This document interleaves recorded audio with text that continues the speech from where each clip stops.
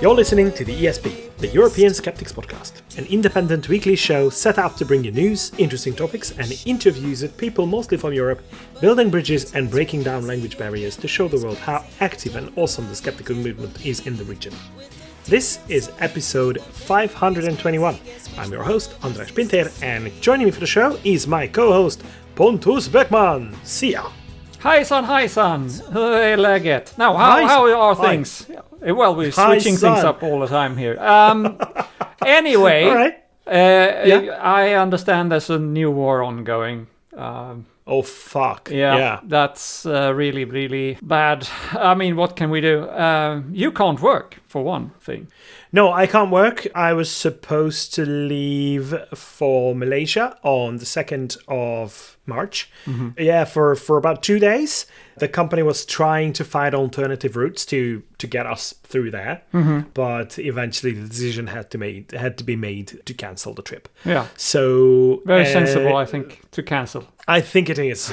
Even though there are alternative routes that try to avoid that area, it's still very uncertain because we have reports of things happening as close to Europe as Cyprus and some of the other areas of the Middle East. So I think it's safest to stay home. Yeah, but, do so.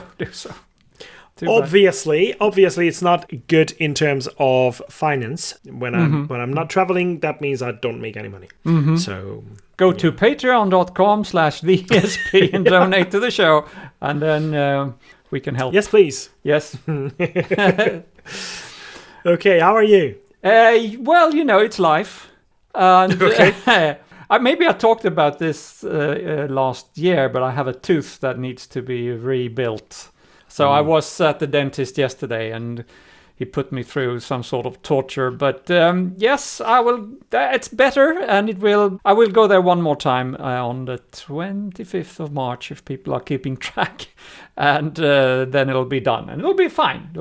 But it was a bit of an ordeal yesterday. Oh. But otherwise, I'm fine.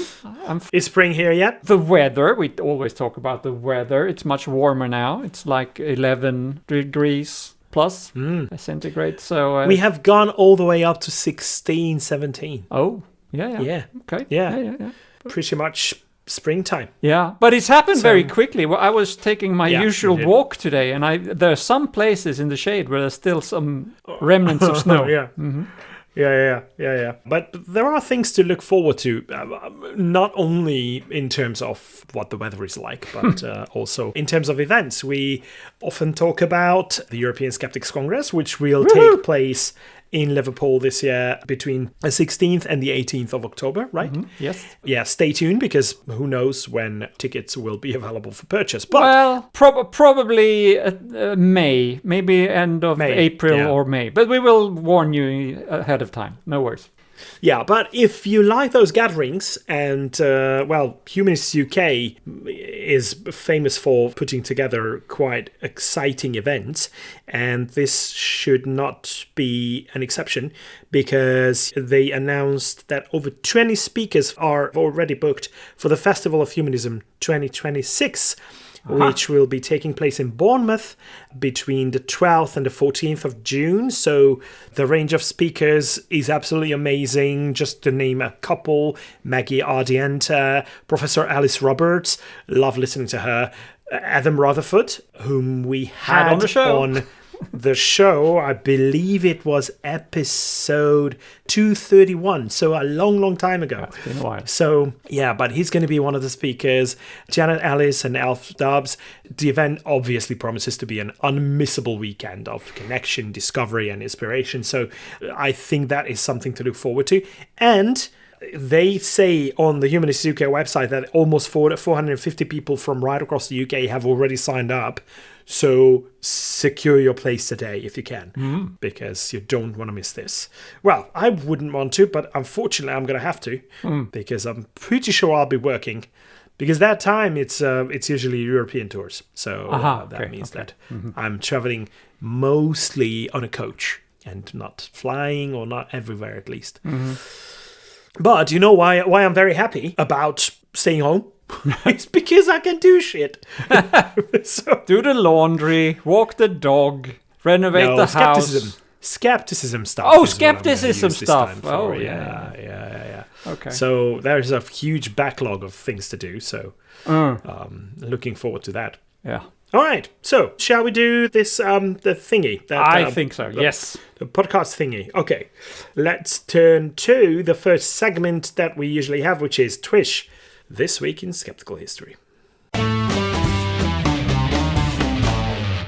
This one might be a little surprising to many because I chose someone to celebrate and commemorate from the world of arts, and that is not very often the case. So, on the 6th of March, 1475, in the Tuscan town of Caprese, a boy was born who would later be called Il Divino. Il Divino? Do you know what the... Yeah, what The divine. The divine. The divine one, yeah. Uh-huh. So that boy was Michelangelo Buonarroti. Aha. I have heard of him. Oh, yeah. Many of us have. So he was obviously a sculptor, a painter, architect, poet. But he was a bit of an overachiever even for a Renaissance man. Mm-hmm. And it was way before LinkedIn was invented. So he had to make sure that he could really sell his shit. Mm-hmm. By which I mean his knowledge about stuff and his skills, of which he had a lot. He was very much of a trained man. More on that later, because this is linked to one of the myths that I'd like to debunk here today. Mm-hmm. Okay. So he gave us the Pietà, the David, and the ceiling of the Sistine Chapel. I'm sure that many of our listeners have seen at least one or even all of them. Mm. He lived to 88 years of age, almost 89 when he died, which was quite remarkable for the 16th century, and became, even in his own life, a bit of a legend. But when it comes to 5 centuries of admiration, it has definitely become a bit larger than it originally was. It's a little bit of a layered thing that he's surrounded with all kinds of myths. So there's a factual layer of his biography and there's a layer of myths. It's like a sculpture. It has different layers, and let's peel off the top layer. So let's take a skeptical chisel to the story. Don't take chisels to sculptures. This is not what we endorse here on the show. Don't do that. Actually, you do know that this happened with Pietà, right? No, I didn't. In St. Peter's Basilica. Mm-hmm. I believe it was in the 1960s or 70s. And it was a Hungarian guy who ran up to the Pietà and started hitting it with a chisel. Oh, for fuck's sake. And this is the reason, so you're welcome, world. This is the reason why the Pietà is currently behind a glass wall. Yeah. It's to keep people away from it. Was it Orban? No, it wasn't.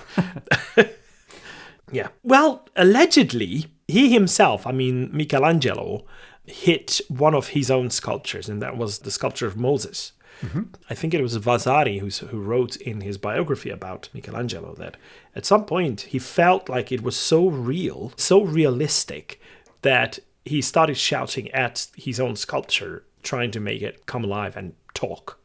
Okay. And he threw the chisel against the sculpture, and there is a little bit of a tiny scratch on the side of it that's supposed to be because of that. But it's a legend that was written down by one of his contemporaries, Giorgio Vasari, but never mind. So, I have a bit of a compilation of some of the most prominent myths surrounding him. Yeah. Let's start with the obvious one, which is a claim that Michelangelo painted the Sistine Chapel lying on his back. Uh-huh. And we have to blame Hollywood for that, and perhaps a fondness for melodrama. The image of Michelangelo on the scaffolding, with pain dripping heroically into his eyes, is really irresistible, but it's wrong. It was from a movie where I think Charlton Heston played Michelangelo. Uh-huh. And it was just based on a completely wrong assumption, because contemporary evidence and engineering reconstructions show that he painted standing upright on a scaffold that he designed himself.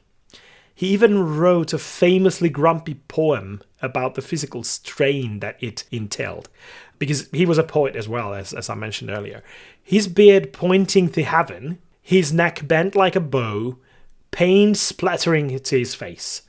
Yeah, that was basically the experience that he had to endure. I do sympathize with that because I'm just renovating one room here at the house, and I'm doing the ceiling now, and it is very tough. I don't lie on my back either. I have a small ladder, but it is hard on the shoulders and on the neck and stuff. It is. I'm no Michelangelo though, so no other comparisons. Yeah, and you're not painting pictures. You just painted. I am going to paint it, but I'm going to paint it with a roller, so it's not the same detail. That helps.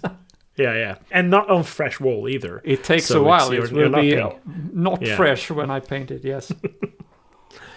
So, standing for years with your head craned upward may be less cinematic. So, this is why it was chosen for the film. But biomechanically, it's far more plausible and arguably much more punishing as well. So, this is why he complained about it in a grumpy poem. So, the other misconception about him that I wanted to mention, because there's lots of them, there is a claim that his career began in saintly purity. Well, not quite. Around the age of 20, Michelangelo sculpted a sleeping Cupid, which is okay. But at the suggestion of a patron connected to the Medici circle, the work was artificially aged to resemble an ancient Roman sculpture. Oh, cheating. And it was sold to Cardinal Raffaele Riario. And when the forgery was discovered, Riario wasn't outraged, he was impressed. How good that was. Basically, that forgery. And it was amazing. That technical brilliance of the fake earned Michelangelo an invitation to Rome, which basically lasted all his later life. There you go. Crime pays. So, if you think about it, one of the greatest careers in Western art got a boost from art fraud. I think it's like a Renaissance hustle culture. It's amazing. So, however, was this a myth or not? No, that was true. That was the reality. But a lot of people claim that he was such a pure genius from the beginning, and all his works were great pieces of highly skilled art and all that. Yeah, but that was more than that. He was skilled in forgery as well. So that was pretty good. And the third myth that I wanted to share here is that he was a solitary, tortured hermit who hated everyone. This is the picture that lives in everyone's mind about him. Based on his biographies, and mind you, there were biographies written in his lifetime. So those are much more reliable than those written hundreds of years later. So he certainly had a sharp tongue and quite formidable standards. But Renaissance Italy was not a support group. It was very tough, especially with all the competition going on. And he had contemporaries who were equally big names and equally talented in terms of being sculptors and being painters. But the idea of the completely isolated, miserable genius is largely a 19th century romantic invention. It's not real. In reality, he maintained extensive correspondence with people, so he was quite social, if not necessarily in person. He cultivated powerful patrons, including multiple popes. At one time, he even left Pope Julius II, and the Pope, if not begged, but he really wanted him back, so he did everything in his power to bring Michelangelo back to Rome. And he navigated the complex political networks of Florence and Rome, so he could be difficult, yes, but he was no cave-dwelling mystic chiseling alone by candlelight. He was a known and celebrated man, even in his life. There is the other thing that is linked to his early career as well. I mean, the myth surrounding his early career is that his genius was spontaneous, divine, and unplanned. And this is highly encouraged by the nickname Il Divino, right? The story goes Did he pick that name himself, or was that something? Obviously not. Well, you never know. Yeah. He was very good at promoting himself, but I don't think he was that good or that arrogant. Well, he might have been a little arrogant too, but that was towards his competitors mostly. So the story goes that Michelangelo simply freed figures already trapped inside marble as though he were channeling revelation rather than using method. So there is an often quoted saying from him that the statue is inside that marble slab. You have to know what to get rid of in order to reveal the sculpture. So I'm not sure about that, whether it's real, but many of his later biographers write about that. But hundreds of surviving drawings show that he meticulously planned everything. He dissected cadavers to understand muscle structures. He revised compositions obsessively. His apparent effortlessness was the product of disciplined anatomical study and relentless practice coupled together. So the divine spark, if you like, was supported by an industrial strength work ethic. It wasn't something that was all divine. It was hard work that he put into this. Obviously, he had the talent as well, but that's not enough. And this is a little closer to the skeptical mindset, I think. There is a claim that he hid a secret atheist message in the Sistine Chapel. So in the 1990s, a popular theory claimed that the red cloak around God in the creation of Adam forms a precise anatomical cross-section of a human brain, which supposedly was a coded message that intelligence comes from the mind, not from God. While it's a clever idea, Michelangelo certainly knew neuroanatomy. As I mentioned, he dissected cadavers frequently. He studied corpses in his youth already, so even when he was not necessarily that much of a celebrated sculptor. But art historians caution against pareidolia, which us skeptics, we are very familiar with. It's when you tend to see patterns when none were intentionally placed. So the shape emerges from common Renaissance compositional devices, the drapery, clustered figures, and dynamic contour. So there is no contemporary evidence that Michelangelo was embedding subversive neuroscience in the Pope's private chapel.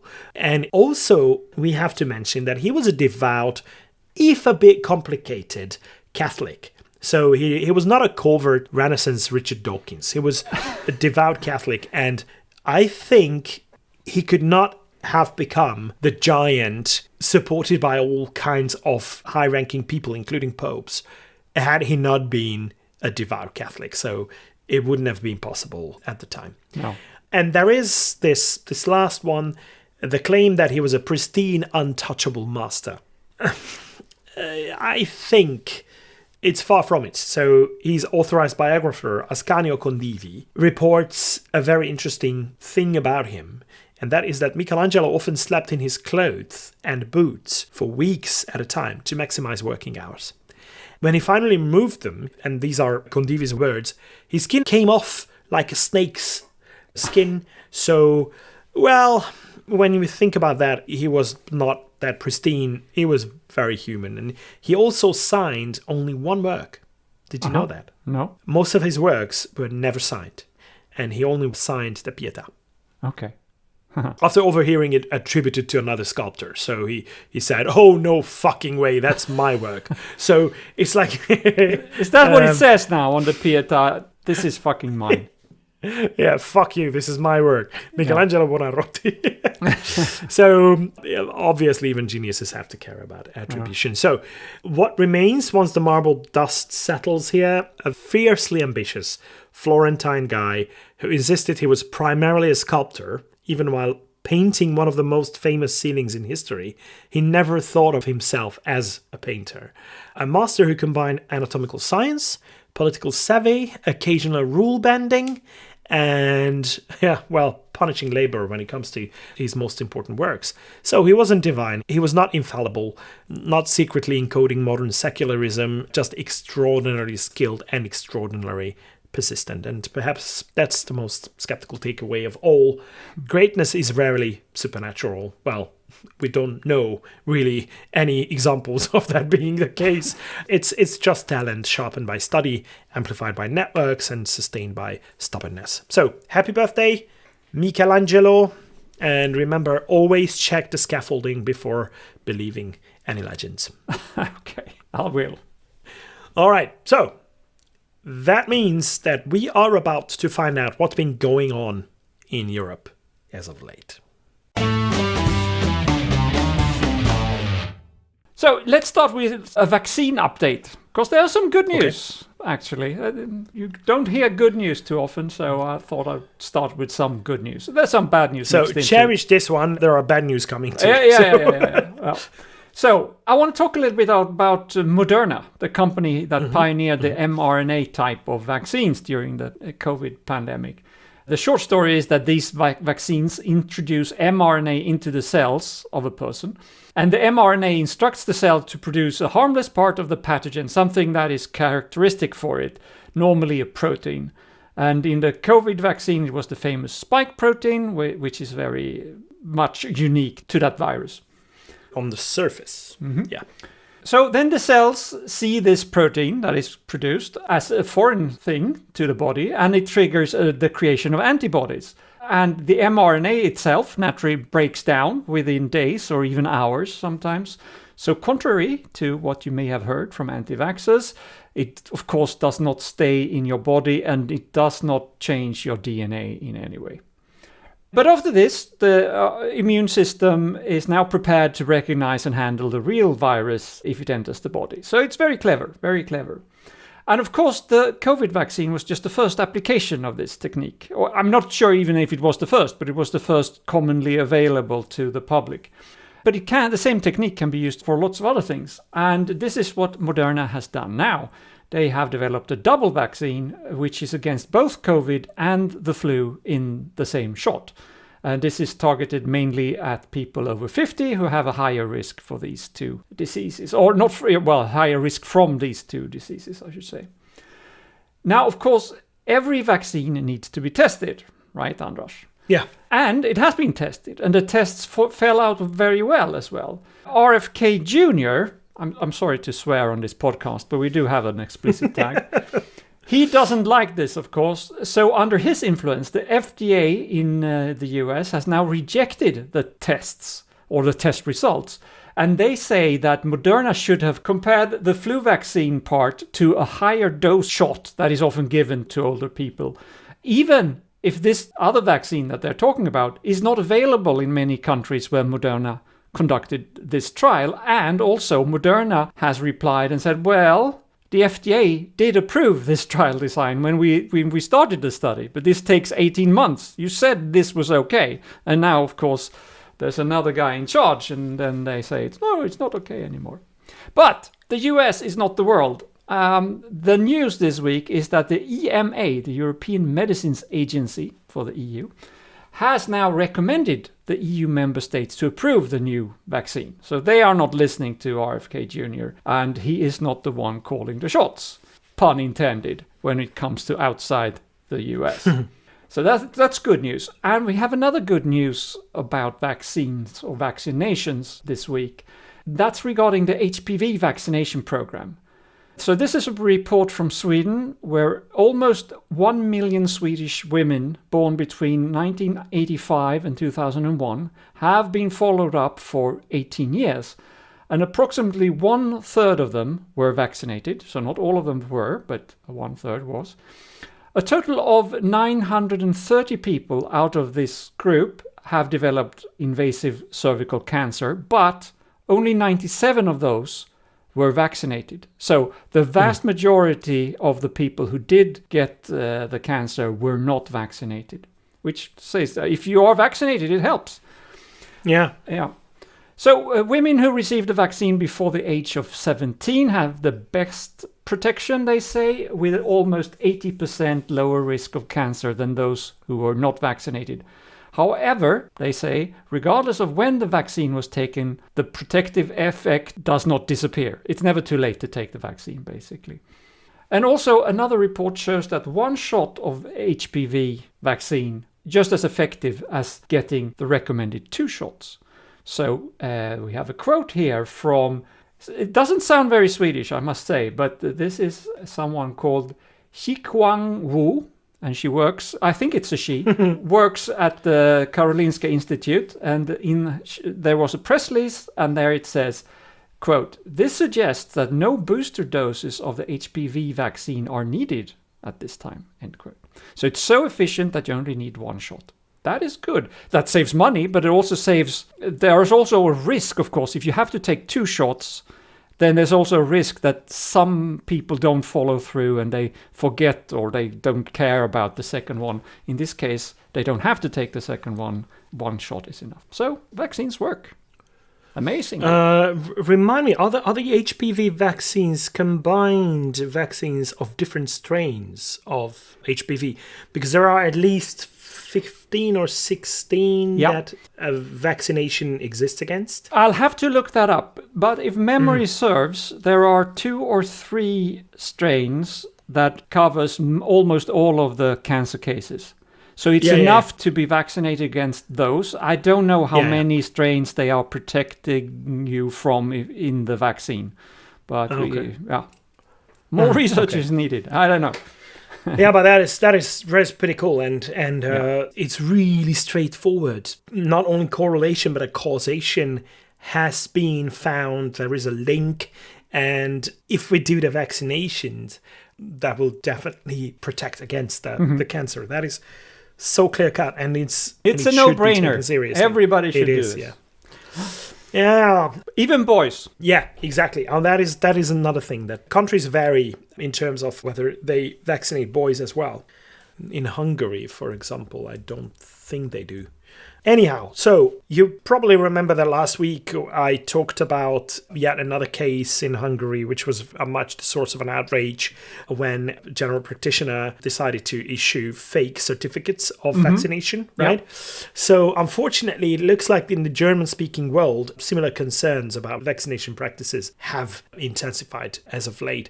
So there was a new investigation that revealed how some anti-vaccination activists and even licensed physicians are undermining the public health protections, particularly Germany's measles vaccination mandate. So German law has required proof of measles immunization for children attending schools and childcare facilities since 2020. But according to a joint investigation by the Norddeutscher Rundfunk, Westdeutscher Rundfunk and Süddeutsche Zeitung, the 3 of the main news outlets of Germany, according to them, according to their joint investigation, health authorities in Bavaria are now examining thousands of suspected cases of fraudulent medical exemptions. Ooh. In nearly 30 practices, doctors are alleged to have issued unjustified or outright falsified certificates, declaring children permanently unable to receive the vaccine. Yeah. That is between inverted commas, obviously. One physician alone is suspected of producing around 1,200 such documentations, which is far beyond any plausible medical reality when it comes to how many one person can issue. It's unbelievable. It's not only fraudulent, that's stupid, because you're bound to get caught. Yes, you are. And obviously, you are pushing these children in harm's way. So that is just so irresponsible as well. Not only stupid, it's irresponsible. So the findings echo reporting highlighted by skeptics, which describes how a small but determined network of vaccine-critical doctors in Germany systematically circumvent the measles mandate. So these practitioners reportedly offer dubious medical exemptions, encourage parents to avoid official vaccination registries, and promote misinformation about vaccine risks. The result is a parallel system that allows unvaccinated children to enter schools despite legal requirements because they do have the proper certificates. Okay? So it's not a vaccination certificate, it's an exemption certificate. Yeah. All of this is unfolding against the backdrop of rising measles cases across Europe, including Germany and Austria as well, so the whole German-speaking world. And public health agencies, such as the Robert Koch Institute, emphasize that measles remains one of the most contagious human diseases ever, and that vaccination is both safe and highly effective. So fact-checking organizations have recently countered a surge of online claims that were downplaying the severity of measles or suggesting that natural infection is preferable. These are claims that are not supported by any evidence, as it is, for the record, not ignorable disease. It's a severe one, and you should avoid it at all costs. At the same time, Germany's own evaluation of the measles vaccination mandate 5 years after its introduction shows that the policy has generally improved immunization rates. So this is one of the examples that mandatory vaccinations can actually achieve the goal of the right number of uptakes. Experts warn that its success depends on consistent enforcement and the integrity of medical documentation as well. The newly uncovered fraud raises questions about whether the mandate can function as intended when even a small number of physicians are willing to subvert it. For the skeptical community, I think we have two challenges here. Combating misinformation that fuels vaccine hesitancy is a must, and addressing structural loopholes that allow a minority of ideologically motivated actors to undermine public health protections. As investigations continue, German authorities are considering tighter oversight of medical exemptions and more robust verification of vaccination records. So this is a two-front battle at the moment, and we should keep an eye on what's going on, because this is dangerous territory. It always baffles me when people talk about so-called natural immunity as a better variant. Because even if that was true, have you not thought that through? In order to be immune against the disease, you have to first get it. But then, what's the immunity then? Because you're already getting it. That's not a way to avoid it. That's a way to get it on purpose. That's stupid. It's even more stupid, that claim, because when you vaccinate against measles, you're basically using your natural immune system to acquire immunity against the disease itself. So basically the same mechanism works in your immune system than when you get ill. It's just the difference is that you don't get ill. Yeah. And that is a huge difference. Yeah, but even if people don't understand that, I can understand people are not educated or they don't realize that it is the same thing. My point still stands that getting the disease in order to avoid it is, I mean, it doesn't, the logic is not there. Anyway. Yeah, it's math. If you think about it. Yeah. You can avoid catching the same disease for the second, the third, and God knows how many times. If you go through that one time and endure that. That's true.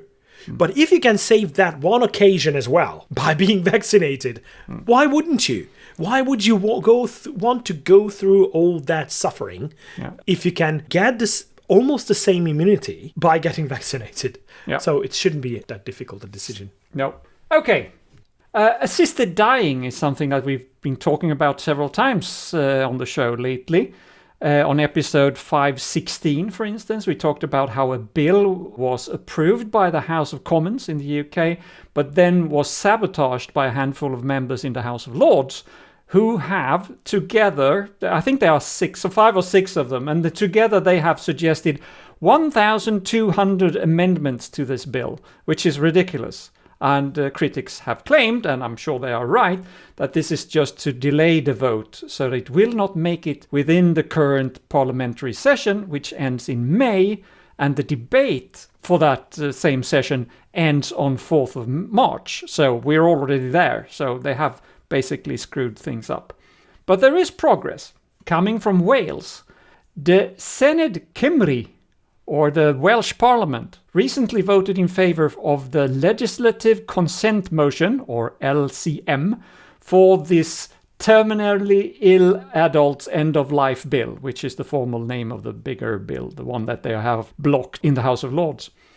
According to Humanists UK, 74% of Welsh people support a change to the law. So there's big support for this.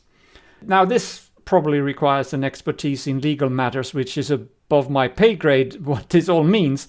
But if I understand it correctly, this vote in favour in the Welsh Senedd, among some other things, it means that the Welsh healthcare system, including the NHS Wales, of course, are now allowed to provide assisted deaths.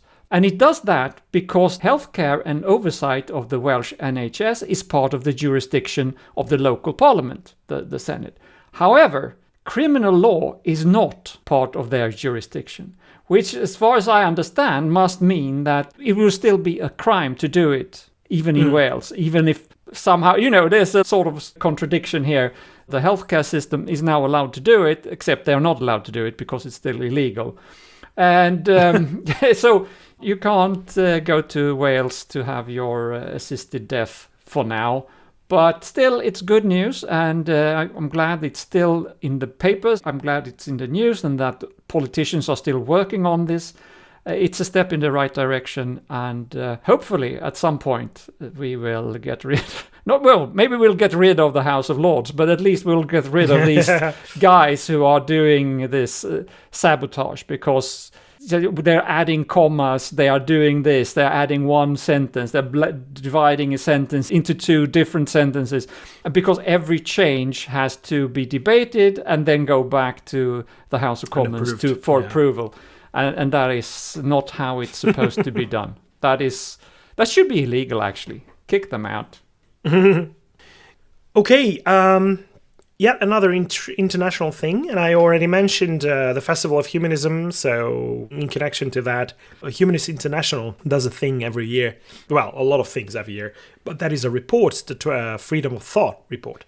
So, if you thought that enlightenment was a permanent feature of Europe, like somewhat overpriced espressos and massively delayed trains, think again. Because the 2025 Freedom of Thought report is a bit of a sobering reminder that secularism is like a subscription service where members come and go, and in some places the payment is seriously overdue.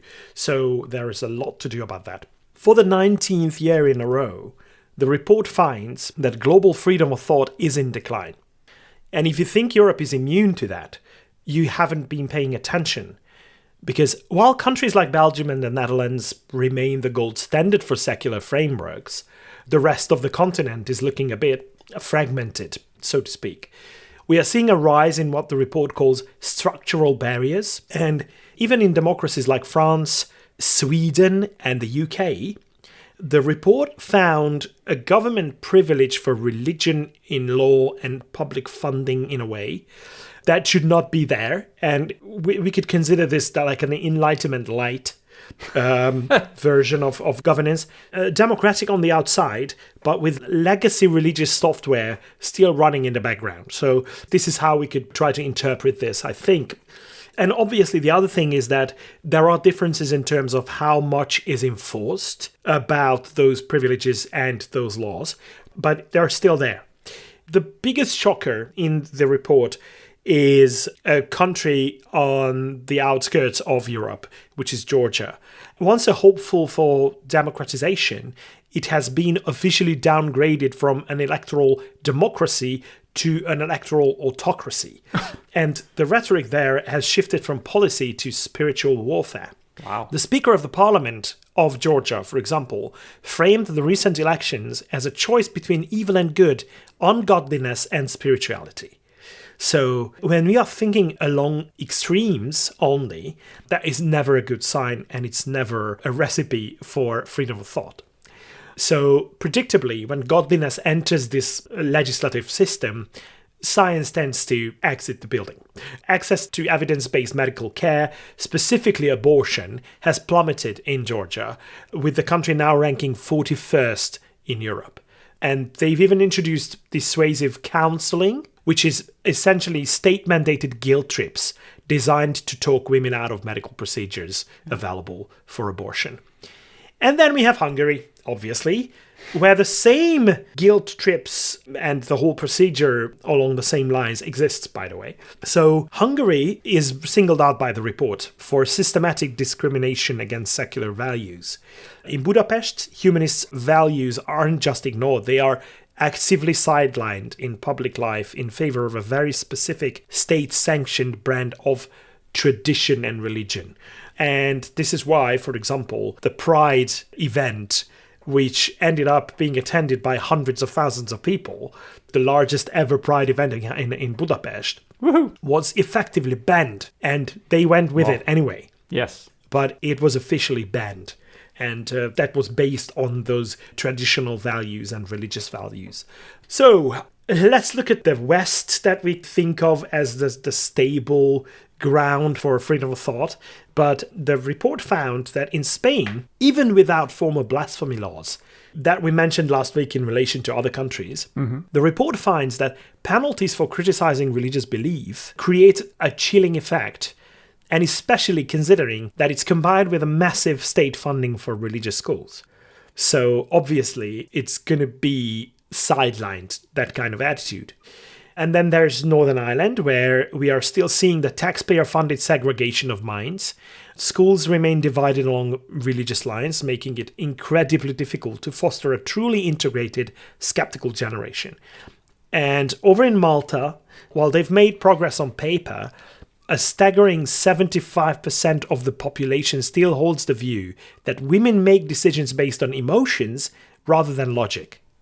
So that is an approach that will basically ignore or even silence women when it comes to decision making and prevent them from taking office in important positions. I will challenge that a little bit and say, I'm sure they do, but so do men. We all take our decisions more on emotions rather than on logic. We just think we're logical, but there's no difference between men and women. With that, I agree. But when we single out women in that context, it's just outright wrong. Mm-hmm. So it seems that the reason part of the age of reason is still stuck in, somewhere around the customs at the Valletta port. So in Malta. So for those of us in the skeptical community, the most alarming part of the 2025 report is the link between religious fundamentalism and the anti-vaccination movement. Just to connect to the previous topics as well, because the report highlights a growing typology of religious vaccine skepticism. When states privilege conscience over scientific data, public health tends to suffer. Right? This isn't just about theology, it's about the export of traditional values, so to speak, often fueled by Russian influence as well, to frame atheism, humanism, and peer-reviewed science even as foreign threats to the state. So, to wrap up the relevant parts of the findings, so the freedom of thought is apparently under measurable pressure even in Europe. So that is very important to point out. Separation of church and state remains uneven across the region, with religious privilege acting as a barrier to rational discourse in many cases. Even though the law says otherwise, in practice, this is still different. And real secularism requires more than just tolerant rhetoric. It requires equal legal status for belief and non-belief, which is still to be achieved in many countries. So, freedom of expression and thought are not guaranteed just because you hold elections. For skeptics, these aren't peripheral issues. They are the very foundation that allows evidence-based debate to exist. Without them, we aren't just losing our rights, we are losing our grip on reality. So, stay skeptical and I will do the work. So, well done, Humanists International. It's important what they do with the report. If people are surprised to hear that Sweden isn't fully secular, there are two examples I can say. First of all is that the king has to be part of what used to be the state church, the Protestant church. Yeah. If he would convert to, it's actually in the foundational law, if he would want to convert, he would also have to resign. That says so in the law, so he cannot do that. That's one stupid thing. And then it's the same thing with the UK and the Church of England. Yeah, correct. But then there's also the question of there used to be a church tax. So up until I think 20 years ago, you paid a tax to the church through your normal tax return, and it was a smaller percent, of course, but it was a percentage on your income. That changed, but it's still there in a way. They just call it a fee. This is your membership fee. And you can, if you are part of the Swedish church, you can... opt out now. You can opt out. You can say, I'm no longer part of the Swedish church. But for those who are still in there, they still pay a fee based on their taxable income, which is... very strange, and no other religion has the convenience of having the state collecting their fee for them and say, here you go. Yeah, they have to collect it themselves. Yeah. Maybe surprising, but I'm sure that's part of what they found in the report here. Yeah. I remember we reported on this show when they opened up the possibility of opting out. Yeah. I don't remember the numbers, but a huge number of people fled the church basically, because it was easier. Yes, but Yeah, that was. it was But easier. actually, if I recall, that was in Norway. No, it was in Sweden as well. It happened in Sweden. Norway as well. Yeah, okay. Yeah. Because when I wanted to leave the church, because for a long time people were just automatically entering the church when you were born. That has changed as well. Yeah. If you didn't object or say something special, and well, what can you say when you're just newly born, that you were enrolled into the Swedish church. But when I wanted to resign, which was not that long ago, I was just of old habit being part of it. So maybe it was like 18 years ago or something. I had to go to the church and ask them for a form and fill in a paper form and hand that in. And that, it takes time out of your day. You have to do it deliberately. Yeah, it does. It's not as easy as going to, of course, probably they didn't have such a good website 18 years ago. Yeah. All right. But that brings us to the end of the news round, which means we are about to find out who's been really wrong lately. Apart from the church, obviously. According to the branch organization in Sweden for supplements and vitamins, they do have such a branch organization, which of course they have. Every business have that. The Swedish market for such products is about 350 million euros per year. That's only in Sweden, a small country. 10 million people live here. So you can imagine how much it is in Europe or the rest of the world. And as we know, most of this is unnecessary. Most of us do not need any extra supplements. And of course, if your doctor tells you that you do, please take your pills. That is different, but you don't have to take pills just in case. If you feel well and you say, well, I can feel even better than well. It doesn't work that way. A lot of people do that. They take it just in case. It's not only unnecessary and costly, it can also be harmful.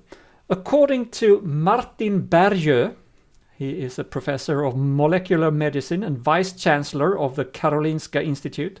He says that dietary supplements are often marketed with health claims which are rarely based on solid evidence. Well, big surprise there. The claims can range from vague statements to specific studies referenced by the company in question. And these studies, if there are studies, most often they are not conducted on the actual product. They are conducted on part of the product or the ingredients, on vitamin D or something like that. What they do is they cherry pick studies about the individual substances that they put in the pill, and then they say that, well, this is science. However, there are thousands of studies, and it's almost always possible to find one that shows what you want to show, right? One example of such a supplement is called ManClear. It's a dietary supplement for middle-aged men. It's a capsule that contains zinc, vitamins, some amino acids, and a few other things.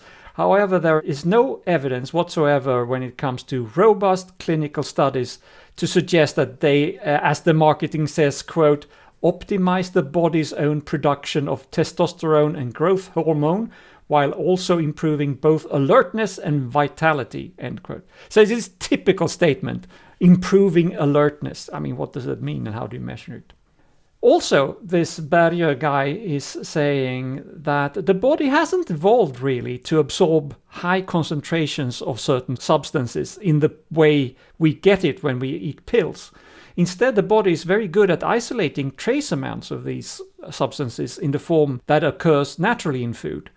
So, if you, perhaps as a middle-aged man, feel that you have lost a bit of strength, feel out of shape, perhaps you have problems with your libido, happens people when you get older. If that is the case, the recommendation is what it always has been, according to Bergö. Quote, drink less alcohol, don't smoke, start exercising and eat nutritionally good food with lots of fruit and vegetables.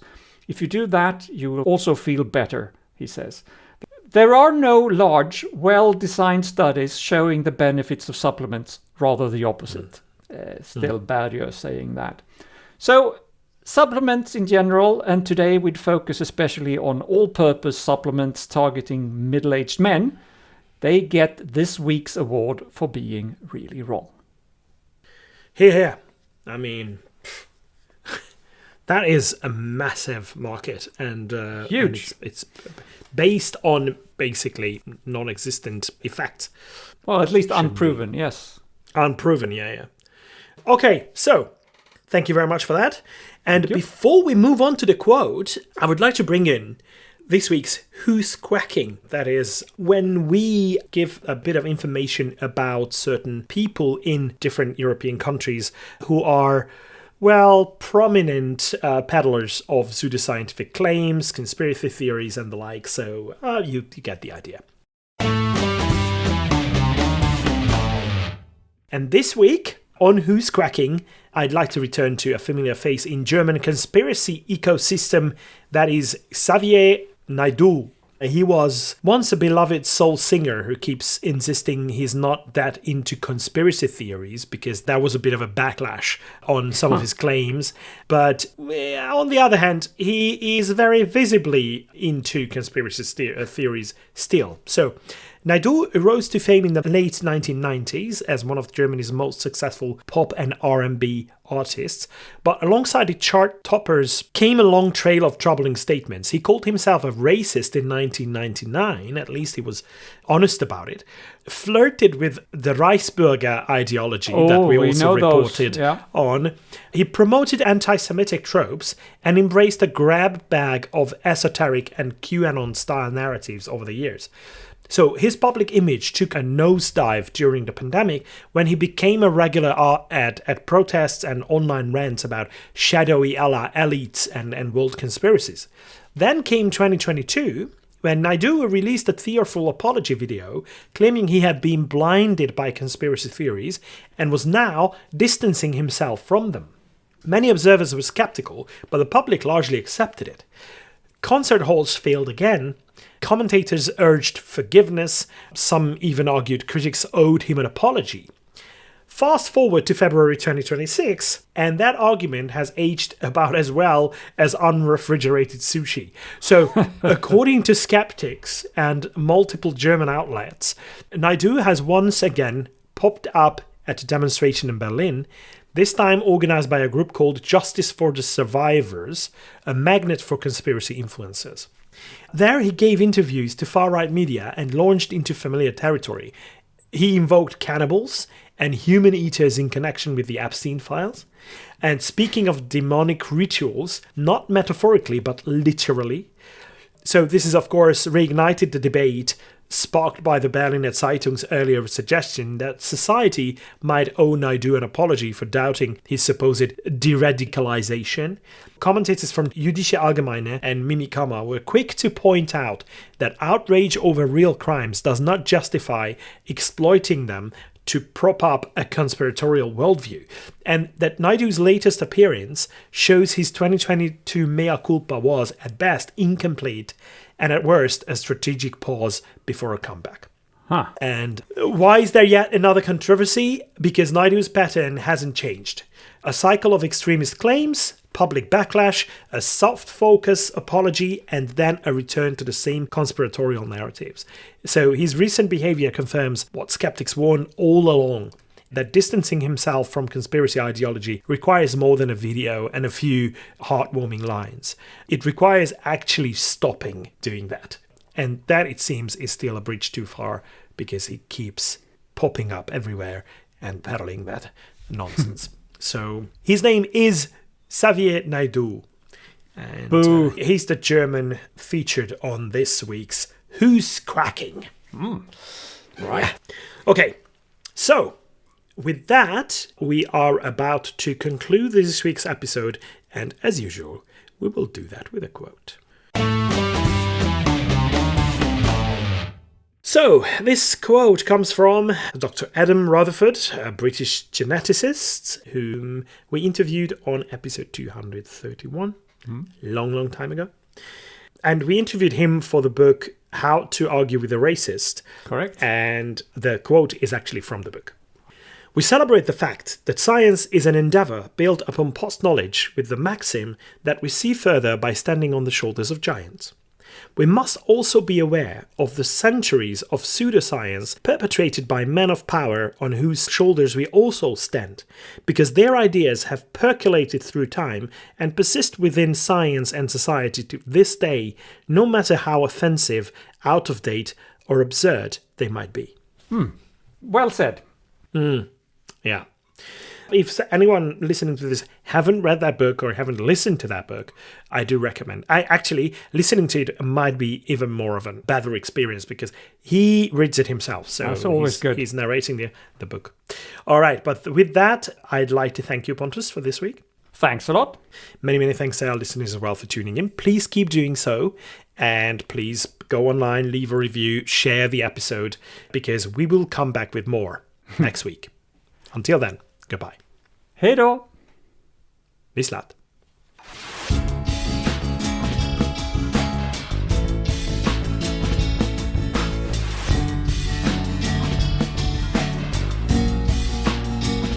This has been your ESP experience. The show is produced and recorded by TheESP.eu. Join us again next time, but until then, please send your feedback and comments to info@TheESP.eu.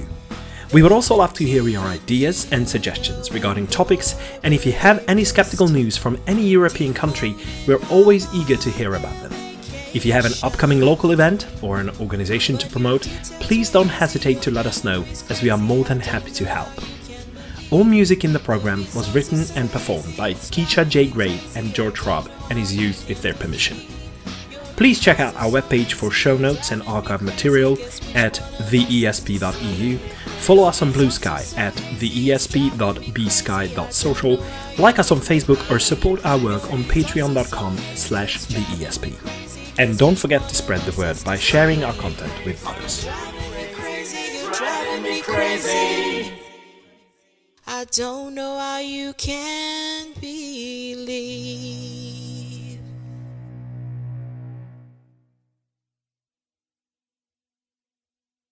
It's good to see you, but I don't need you in such a big format. You basically fill the whole screen, so yeah, that's how it usually is. Take a lot of room. Okay. Room. Compared to flu vaxxers, we have that.